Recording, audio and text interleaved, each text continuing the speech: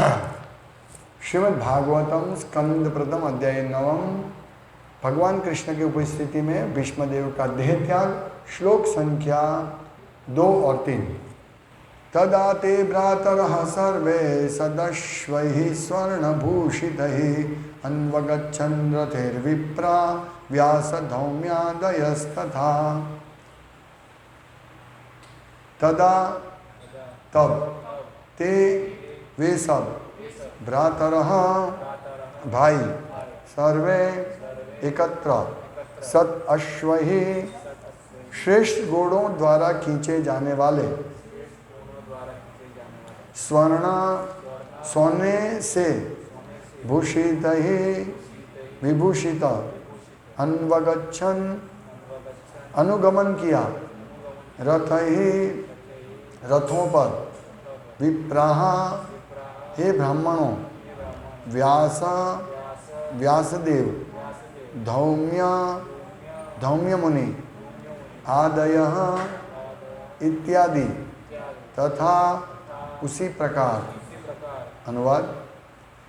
उस समय उनके सारे भाई स्वर्णाभूषणों से सजे हुए उच्च कोटि के घोड़ों द्वारा खींचे जाने वाले सुंदर रथों पर उनके पीछे पीछे चल रहे थे। उनके साथ व्यासदेव तथा धौम्य जैसे ऋषि तथा अन्य लोग थे। पांडवों के विद्वान पुरोहित धौम्य ऋषि। श्लोक संख्या 3।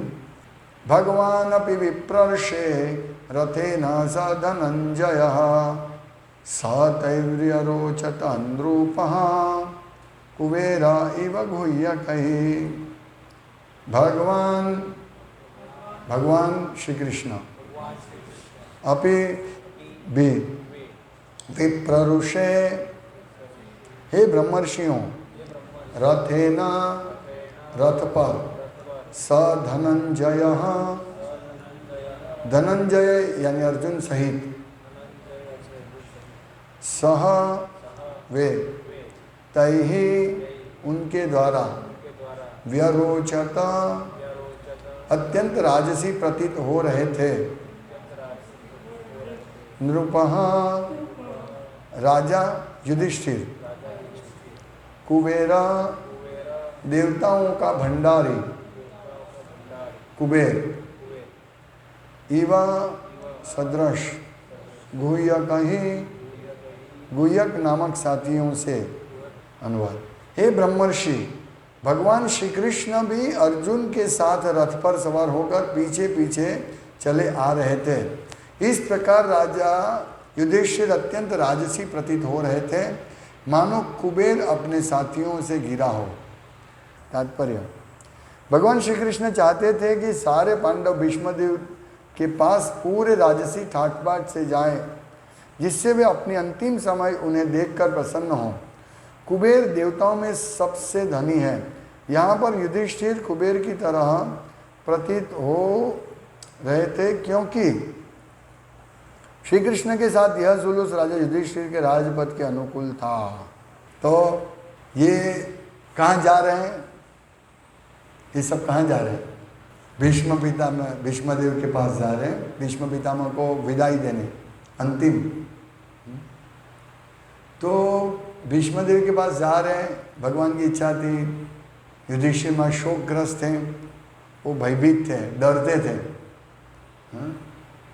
लेकिन यहाँ तो ऐसा लिखा है कि सारे भाई स्वर्णाभूषणों से सजे हुए। सोना पहन के कोई मृत्यु की जब कोई मरने वाला है, कोई हमको मालूम पड़े कि कोई हॉस्पिटल में मरने वाला है, चलो उसको लाश मिलने जाए, तो हम क्या कपड़ा पहन के जाएंगे? धोती कुर्ता और ऐसे कुछ वस्त्रालंकार पहन के थोड़ी जाएंगे। लेकिन यहाँ क्यों ऐसे पहन के जाते हैं? ये भी एक रहस्य है। क्योंकि ये तो दुखद घटना है ना, दोनों तरह से दुखद है। एक तो उनका मृत्यु हो रहा है, और एक उनके महान दादा, वो जो उनको इतना प्रेम करते थे, वो कौरव के पक्ष में होने, उनकी राज्य करते, मतलब कौरव के पक्ष में रहते थे, फिर भी पांडव को इतना प्रेम करते हैं। और वो ऐसे व्यक्ति का विरह भी है, और उनका अंतिम समय भी है, तो ऐसे सुवर्ण आप वस्त्रालंकार पहन के क्यों जा रहे हैं? एक प्रश्न होना चाहिए ना। और यहाँ सुत गोस्वामी ये कह रहे हैं कि ऐसे जा रहे ठाट मान से कि जैसे कुबेर सबसे धनी है देवताओं में। ये पुष्पक विमान जो था वो किसका? कुबेर रहा था, जो भगवान रामचंद्र ने उपयोग के लिए में लिया था। कुबेर रावण का छोटा भाई,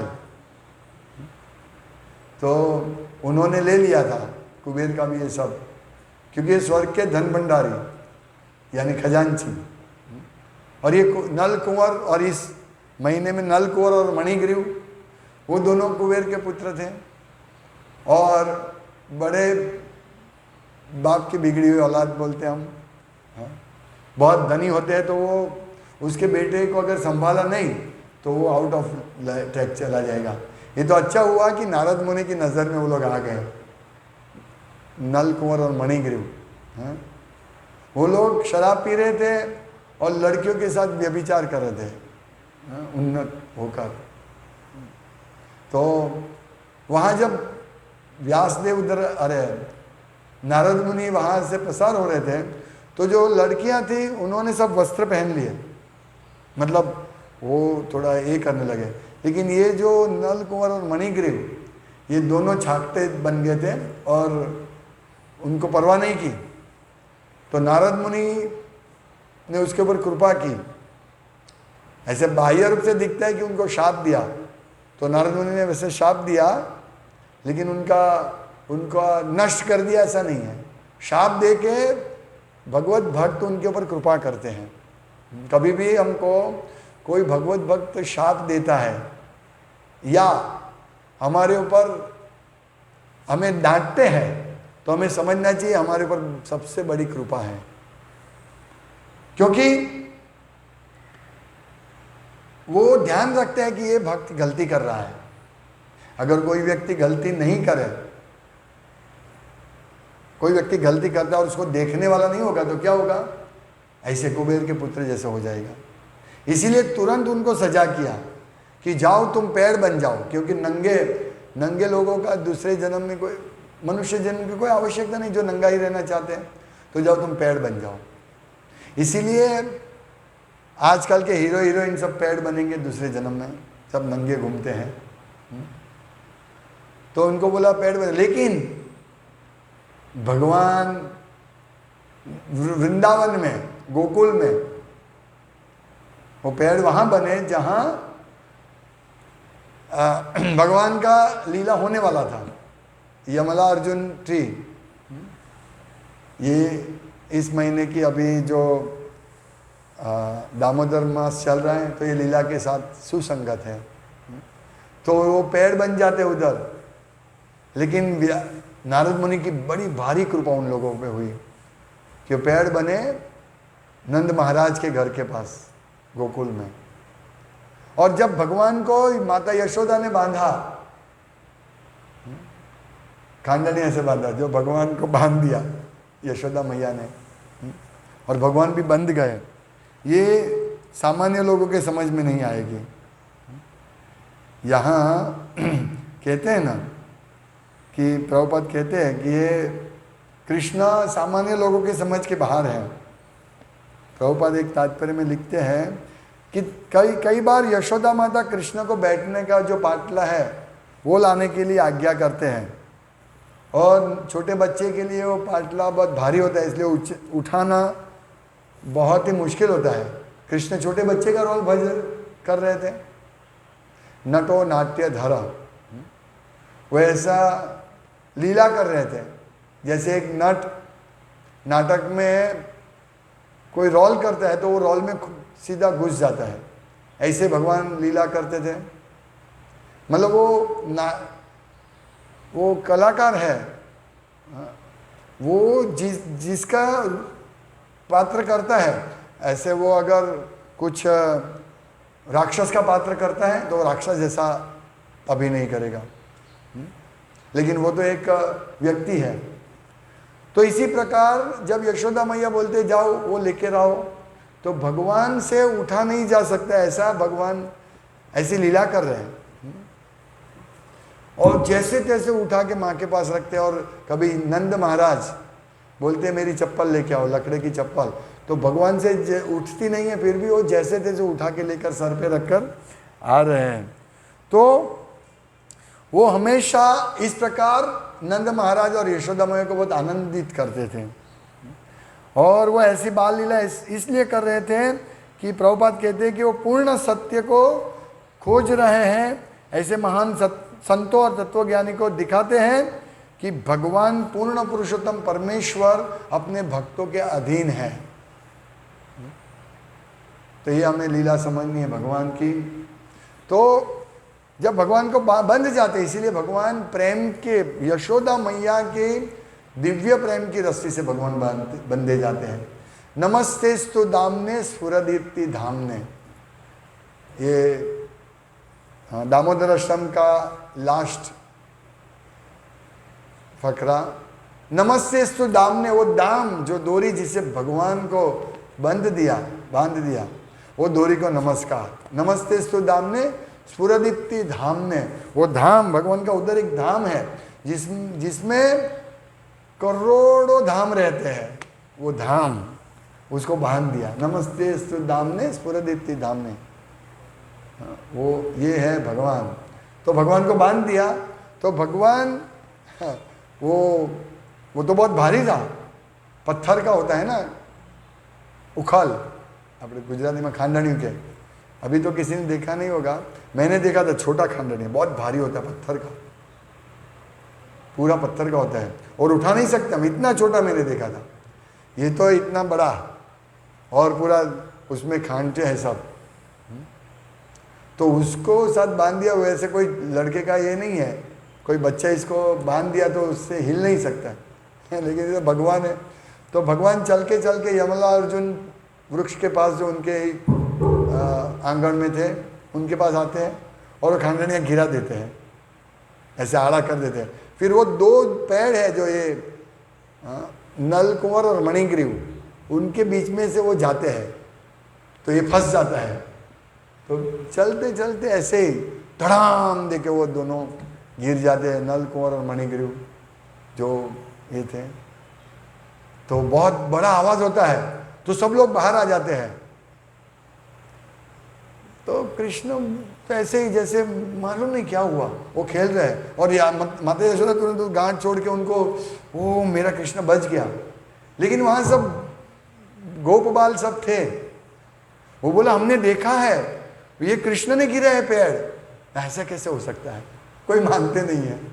बोला और वो गिरा और उसमें से दो दिव्य पुरुष भी निकले, मणिग्रीव और नलकुंवर, वो माने ही नहीं।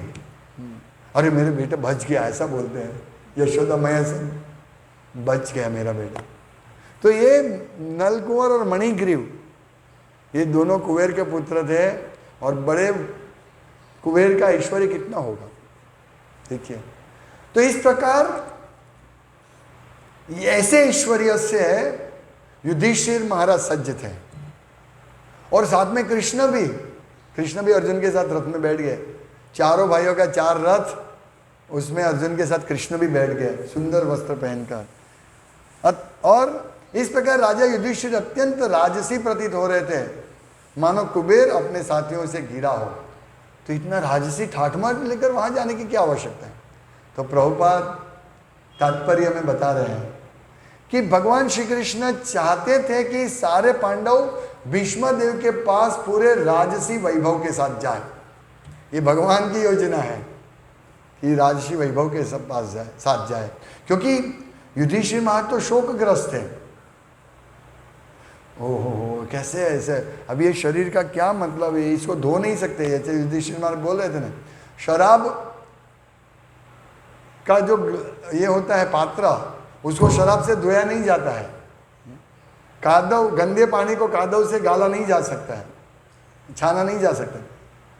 उसी प्रकार युधिष्ठिर में सोचते मेरा देह इतना पापी है कि अश्वमेध यज्ञ करने से भी उसका कोई कल्याण नहीं होगा। इतने शोकमग्न युधिष्ठिर महाराज को भगवान कृष्ण ने ऐसे ठाट माट से, राजवी ठाट वैभव से कुरुक्षेत्र के युद्ध भूमि पर ले गए। क्योंकि वो चाहते थे, क्यों चाहते थे, क्योंकि जिससे वे अपने भीष्मदेव अंतिम समय इनको देखकर प्रसन्न हो कि नहीं, जो उनके हृदय के टुकड़े थे भीष्मदेव के लिए, ये पांचों भाई युधिष्ठिर महाराज, भीम, अर्जुन, नकुल और सहदेव, उन्होंने बहुत दुख सहन किया। वो आगे सब आएगा, भीष्मदेव की स्तुति में आएगा कि उनको मतलब वो इनकी राह ही देख रहे थे। दो कार्य, एक तो उनकी राज कि वो उनको राजगादी मिले, वो भी चाहते थे भीष्मदेव, वो नहीं चाहते थे कि दुर्योधन राज्य करे, वो भी चाहते थे, और कृष्ण की भी ऐसी इच्छा थी। लेकिन उनको इतना दुख मिला और उनके सामने सब हम देखेंगे, भीष्मदेव प्रार्थना में कहते हैं, उनके सामने ये सब हुआ। आप सोचिए, नाना है, दादा है, और दादा के सामने पोते को बहुत दर्द हो रहा है, दुख दे रहे हैं लोग, तो उनकी कैसी हालत होगी। दादा को अपने पुत्र से भी ज़्यादा पौत्र प्रिय होते हैं, और वो भी जब मुश्किल ही में होते हैं तब, मतलब तब तो उनके प्रति बहुत प्रेम हो जाता है कि कितने दुखी हैं। तो जब कृष्ण चाहते थे कि उनको ऐसे राजवी ठाटमाट में देखे ताकि भीष्म पितामह को शांति हो, संतुष्टि हो कि नहीं अभी वो सुखी है, ये मूल उद्देश्य था। इसीलिए ये सब राजसी वैभव, राजसी ठाटमाट के साथ, मतलब कितना ठाटमाट कि यहाँ कुबेर के साथ कंपेयर करें युधिष्ठिर महाराज को, कैसा ठाटमाट होगा। कोई धनी व्यक्ति हमारे यहाँ कोई, मैंने देखा जब हम लोग सोमनाथ में व्यास पूजा में गए थे, तो वहाँ आनंदीबेन, तो उस टाइम ये थी चीफ मिनिस्टर गुजरात की, तो पूरा रास्ता एकदम खुला कर दिया, किसी को आने जाने का नहीं। आनंदीबेन वहाँ परेड के लिए आए थे, तो उनको ले जाते हैं, तो पहले 5-6 गाड़ी जाती है, फिर एकदम बड़ी गाड़ी होती है इसमें ऐसा, और इसके पीछे बहुत सारी गाड़ी होती है, फिर एम्बुलेंस, पुलिस सब होते हैं। तो मैं तो एकदम दंग रह गया। वो द्वारका में नहीं, सोमनाथ में था, सोमनाथ में। मैंने बोला भगवान का ऐसा ही राजघाट होना चाहिए, ये प्राइम मिनिस्टर का ऐसा है, चीफ मिनिस्टर का ऐसा है, तो भगवान का तो कितना होना चाहिए। तो मैंने देखा पूरा ऐसा इतना ये लग रहा था, भव्य लग रहा था। गाड़ी एक सन सन सन सन सन गाड़ी जा रही है, फिर नंदी ये आनंदी बहन जा रहे हैं, वो दिखते नहीं है, सब बुलेट प्रूफ होना पड़ता है, नहीं तो उसका हत्या हो जाती है। तो सोचिए चीफ मिनिस्टर का ऐसा है, तो कुबेर का कैसा होगा, जो तो बहुत धनी है ना। अभी देखो आप लोग देखेंगे, ये भारत का सबसे धनी व्यक्ति मुकेश अंबानी, मुकेश अंबानी का ठाट देखो, वो कहीं जाता है उसके पास इतने बॉडीगार्ड रहते हैं, वो बहुत बॉडीगार्ड रहते हैं लोग, उनकी तो कोई हत्या करे इसलिए बॉडीगार्ड रखते हैं।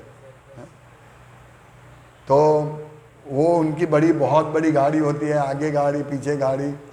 तो धनी लोगों का ऐसा रहता है, उनके पास सब दिखावा भी है कि, लेकिन यहाँ कुबेर, सोचिए कुबेर तो कैसा होगा।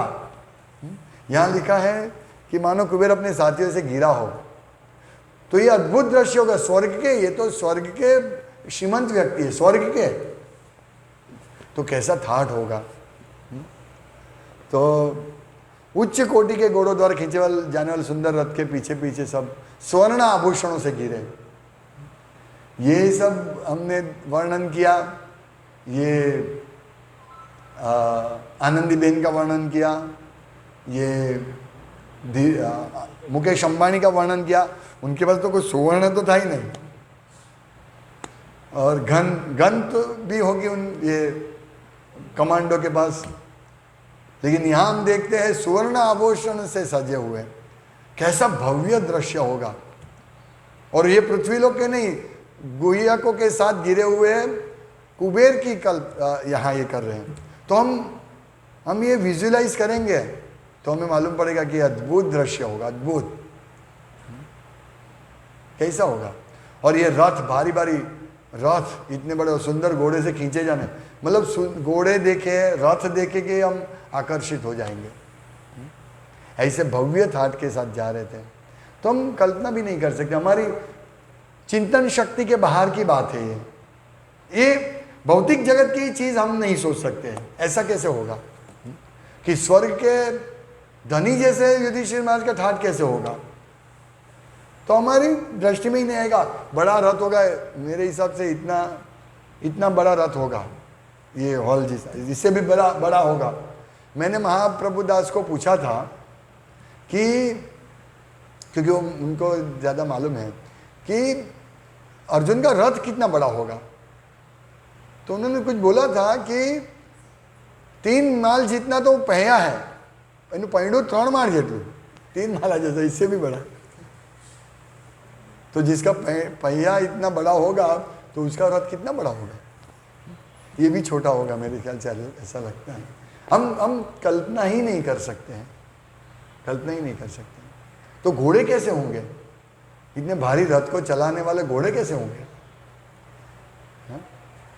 यहाँ लिखा है सुंदर घोड़े द्वारा खींचे जाने वाले सुंदर रथों पर, और ये रथों में भी सुवर्ण चांदी ये सब होगा। और इसके साथ व्यासदेव थे, धौम्य ऋषि थे, जो आगे इनका वर्णन आएगा। ऐसे महान महान लोगों से के साथ घिरे हुए युधिष्ठिर महाराज जा रहे। तो युधिष्ठिर महाराज एक भक्त है, हाँ? तो भक्त का भी कितना वैभव है भगवान की कृपा से। और ये सब भगवान ने बोला था कि आप ऐसे जाओ। तो हम छोटे से लोगों से आकर्षित होते हैं। छोटी गाड़ी में कोई जा रहे आकर्षित हो, या सबसे बड़ी वो मर्सिडीज गाड़ी में कोई जा रहे तो मर्सिडीज गाड़ी में, ऐसा। लेकिन सोने की गाड़ी हो तो हम थोड़ा आकर्षण भी हो तो भी देखे तो ठीक है, लेकिन ये टीन की गाड़ी, पतरे की गाड़ी देख के हम आकर्षित होते हैं। यहाँ तो सुंदर रथों, घोड़े द्वारा, सुंदर घोड़े द्वारा खींचे जाने वाले स्वर्ण आभूषण से सजित, हम सोच नहीं सकते, हम कल्पना नहीं कर सकते हैं, क्योंकि हमारे दिमाग में हम पहले से ही ये सब छोटी छोटी चीज़ देखते हैं, है ना। हम देख ही नहीं सकते। हमारी आँख को तो सोना दिखता ही नहीं है ना। सोना तिजोरी में रहता है, वो देखते हैं। कभी शादी में कोई हम पहनते हैं, बस 1-2 वींटी, थोड़ा हाथ, गले में कंठी। यहाँ तो पूरा स्वर्ण आभूषण, वो भी डरते डरते पहनते हैं, भाई रात को घर पे आना है तो नहीं। ऐसे ये कलयुग का हम कल्पना कर सकते हैं ना कि हम कितने खराब पोजीशन में हैं। थोड़ा एक वींटी भी, वो कान की बुट्टी तोड़ देते हैं, अछोड़ा तोड़ देते हैं, मंगलसूत्र तोड़ देते हैं चोर। कितना खराब वातावरण है। किसी का कुछ गिर गया वो ले जाते हैं चोर लोग, या कोई भी व्यक्ति ये मेरा है करके गिर के ले जाते। कितना पतित युग है। लेकिन द्वापर युग बहुत ज़्यादा नहीं, 5000 साल पहले कितना अच्छा था। कितना सुवर्ण आभूषणों से अलंकृत होके जा रहे। लेकिन इतना होने के बावजूद भी हम बड़े भाग्यशाली के कलोताधारी कीर्तना, यही एकमात्र हमारा भाग्य है। बाकी भौतिक सुख के लिए हमें जीना है तो कोई मतलब ही नहीं है। भौतिक सुख क्या है ये सब हम पढ़ेंगे तो उसके सामने सबसे बड़ा सुखी व्यक्ति, सुखी मतलब सबसे बड़ा धनी व्यक्ति का ऐसा हालत है कि वो सोना नहीं पहनता है और उसको रक्षा के लिए भयभीत होते हैं। और यहाँ सुवर्ण आभूषण से अलंकृत व्यक्ति, हम कल्पना ही कर सकते हैं। लेकिन हमारा बड़ा सौभाग्य है कि ये सुवर्ण युग बन जाएगा, सुवर्ण पीरियड है। प्रभुपाद कहते हैं चैतन्य महाप्रभु के आने से 10,000 साल तक सुवर्ण पीरियड है। बड़ा लाभ ले लेना है। इसीलिए हम लोगों को इस कलयुग के जो झांक जमाड़, ऐसी लाल पीली लाइट कुछ नहीं है। आज आपने देखा होगा कि मंगला आरती में लाइट बंद थी नीचे की, हैं सब आए होंगे तो मैंने बंद किया था। क्यों? चंद्र की चांदनी इतनी सुंदर थी इसलिए मैंने लाइट बंद किया, ओरिजिनल। ये लाइट से क्या है, इसीलिए मैंने लाइट बंद किया था कि हम चंद्र की चांदनी का शीतलता अनुभव कर सके।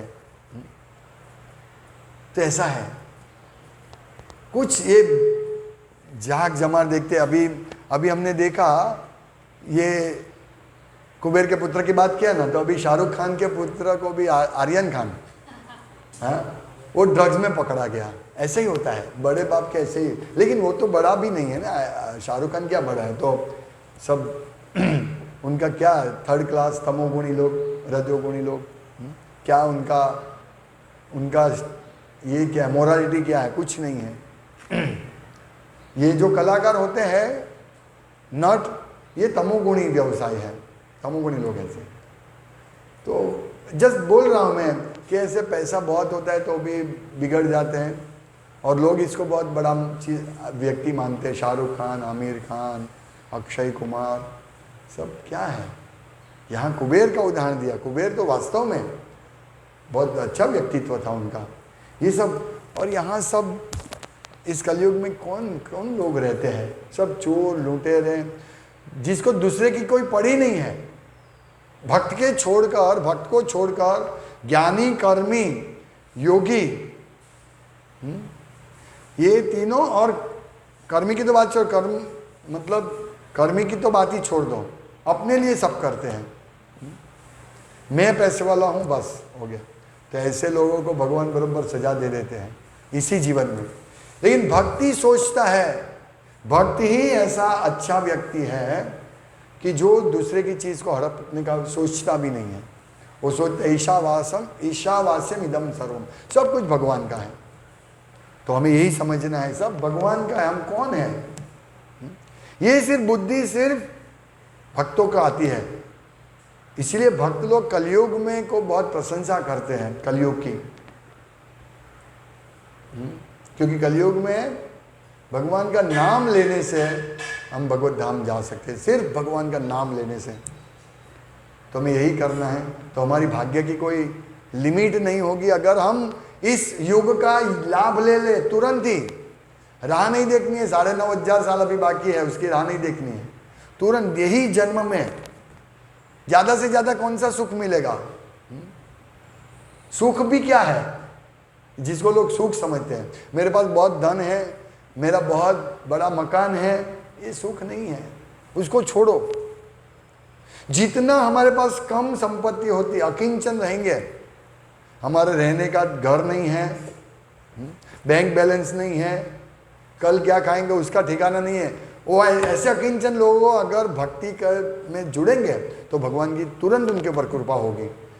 अकिंचन गोचर, जो अकिंचन, लेकिन कुंती महारानी ने प्रार्थना की थी कि आप अकिंचन जो होते हैं उनके लिए तुरंत ही प्राप्त होते हैं। तो हम सबको अकिंचन रहना है। हाँ? ऐसा नहीं बड़ा बड़ा घर बना देंगे, सोना ले लेंगे, नहीं। बड़ा कुछ करना है तो कृष्ण के लिए बड़ा करो, जो भी बड़ा करना है तो कृष्ण की कृपा होगी। तो हमें यही समझना है। हरे कृष्णा। श्रीमद् भागवतम की जय।